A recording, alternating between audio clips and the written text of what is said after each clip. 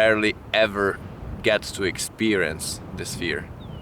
But here in UK, I have a route in my mind where I think, the balance between the fear and danger will be just perfect.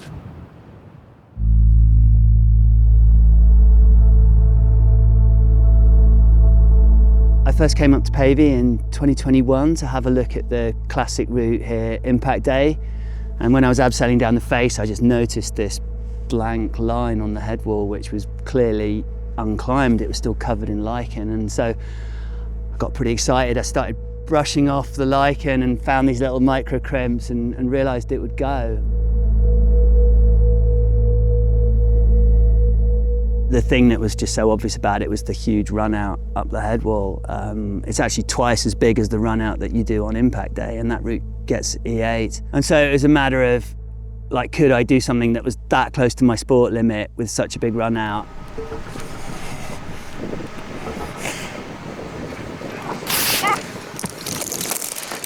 I went halfway up the run out, jumped off, went a little bit further, jumped off, and then I didn't dare go any further. It was a case of, when I got to that point on the lead, I was just going to keep going. Hello! How's it going? What a place. Enjoy the walk? Yeah. Nice. Yeah, nice. I first heard about Lexicon just after Neil did it, and from the first picture of it, I thought this would be a really good candidate to have, this perfect balance between danger and fear and margin of safety. I mean, obviously not many people know we're here, and the few people who are close to me who I've said, I'm going to be belaying you on this for a flash, and they're like, what? You're going to be doing what?